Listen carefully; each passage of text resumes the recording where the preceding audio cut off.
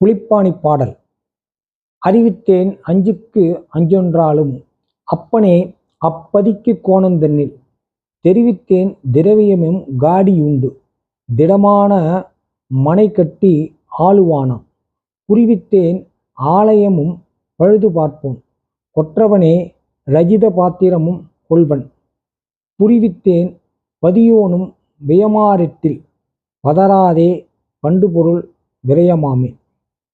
இந்த புலிப்பாணியின் பாடல் என்ன விளக்கம் சொல்கிறது என்றால், நாம் இப்போது வாழ்ந்து கொண்டிருக்கின்ற இந்த பாக்கியஸ்தானம், இந்த வாழ்க்கை பாக்கியம், இந்த 9ஆம் இடம், இந்த பாக்கியஸ்தானாதிபதி அந்த ஸ்தானத்திற்கு 5ஆம் இடமான லக்னத்தில் இருக்க வேண்டும் என்று சொல்கிறார்.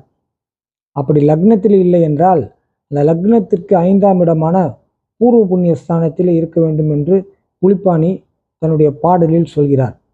இப்படி 9ஆம் அதிபதி லக்னத்திலோ அல்லது 5லோ இருந்தால் இந்த பாடலில் சொல்லப்பட்டபடி அந்த ஜாதகருக்கு செம்பொன் கிடைக்கும், பொருள் கிடைக்கும், பொன் கிடைக்கும், பட்டம் பதவி கிடைக்கும், கோயில் கட்டுவான், குளம் வெட்டுவான், தர்மஸ்தாபனம் அமைப்பான், அறக்கட்டளை அமைத்து நாட்டு மக்களுக்கு நல்ல பெயர் எடுத்து சீரும் சிறப்புமாக வாழ்வான் என்று சொல்கிறார் புலிப்பாணி முனிவர்.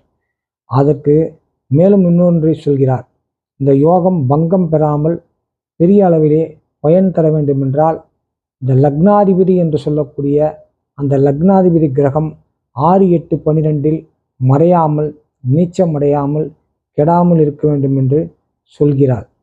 இதிலிருந்து ஒரு முக்கியமான விஷயம் என்னவென்றால், எந்த யோகத்தை அனுபவிக்க வேண்டுமென்றாலும் லக்னாதிபதியின் அருள் கண்டிப்பாக நமக்கு இருக்க வேண்டும். நன்றி, வணக்கம்.